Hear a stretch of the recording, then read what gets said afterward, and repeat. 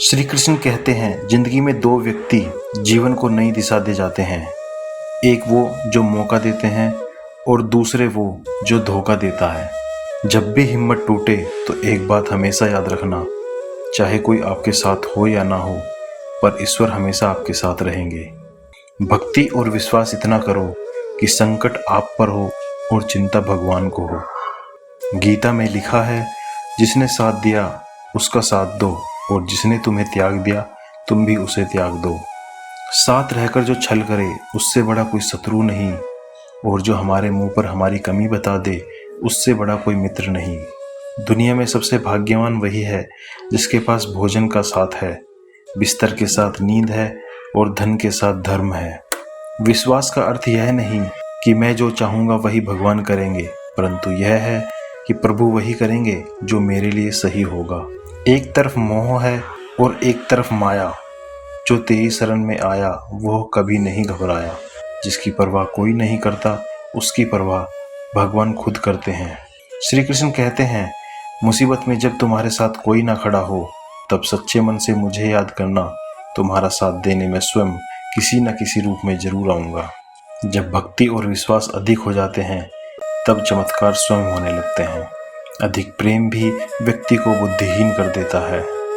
अनुमान मन की कल्पना है और अनुभव जिंदगी का सबक है। सच्ची खुशी तभी होती है जब आपकी सोच, कथन और कर्म में समानता हो। जीवन में कभी निराश नहीं होना चाहिए, क्योंकि कमजोर आप नहीं, आपका वक्त होता है। दया होनी चाहिए, कमजोरी नहीं। ज्ञान होना चाहिए, अंधकार नहीं।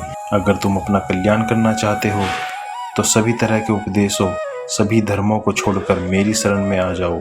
मैं तुम्हें मुक्ति प्रदान करूंगा। धर्म चाहे जो भी हो, अच्छे इंसान बनो। हिसाब हमारे कर्म का होगा, धर्म का नहीं। श्री कृष्ण कहते हैं, हमें कभी उस व्यक्ति पर भरोसा नहीं करना चाहिए जो वक्त के साथ अपना स्वभाव बदल देता है। कठिन समय में समझदार व्यक्ति रास्ता खोलते हैं और कायर व्यक्ति बहाना। भूल होना प्रकृति है, मान लेना संस्कृति है, और उसे सुधार देना प्रगति होती है। किसी के साथ दुख बांटना भी एक तरह का सुख ही है। अगर फर्श से अर्श तक पहुंचना है तो मेहनत दुगनी और तिगनी करनी पड़ेगी। जब मनुष्य को अपने धर्म पर अहंकार हो जाता है तब उसके हाथों अधर्म होने लगता है। भगवान कहते हैं, अहंकार करने पर इंसान की प्रतिष्ठा, वंश, वैभव तीनों ही चले जाते हैं। प्रेम एक ऐसा अनुभव है जो मनुष्य को कभी परास्त नहीं होने देता, और घृणा एक ऐसा अनुभव है जो मनुष्य को कभी जीतने नहीं देता। कर्म वह फसल है जिसे इंसान को हर हाल में काटना ही पड़ता है, इसलिए हमेशा अच्छे बीज बोएं ताकि अच्छी फसल काट सके। व्यर्थ की चिंता और भय एक रोग के समान है जो आपकी आत्मीय शक्ति को छिन्न भिन्न कर देता है। जैसे जल द्वारा अग्नि को शांत किया जाता है, वैसे ही ज्ञान के द्वारा मन को शांत रखना चाहिए।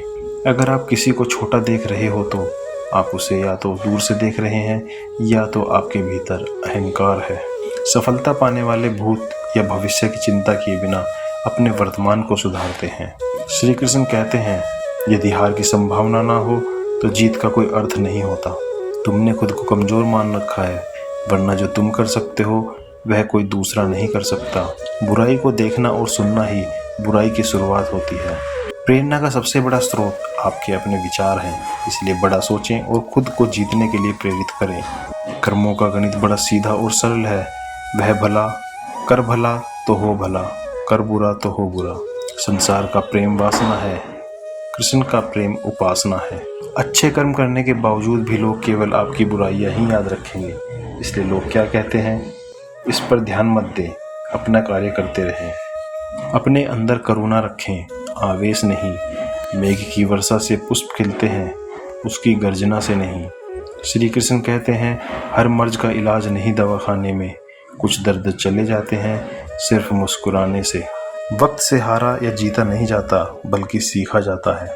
कमजोर तब रुकते हैं जब वह थक जाते हैं, और विजेता तब रुकते हैं जब वह जीत जाते हैं। जीवन की सबसे बड़ी गलती वही होती है जिस गलती से हम कुछ सीख नहीं पाते। दोस्तों, यह वीडियो आपको कैसा लगा हमें कमेंट करके जरूर बताएं। मिलते हैं अगले वीडियो में, तब तक के लिए जय श्री कृष्णा।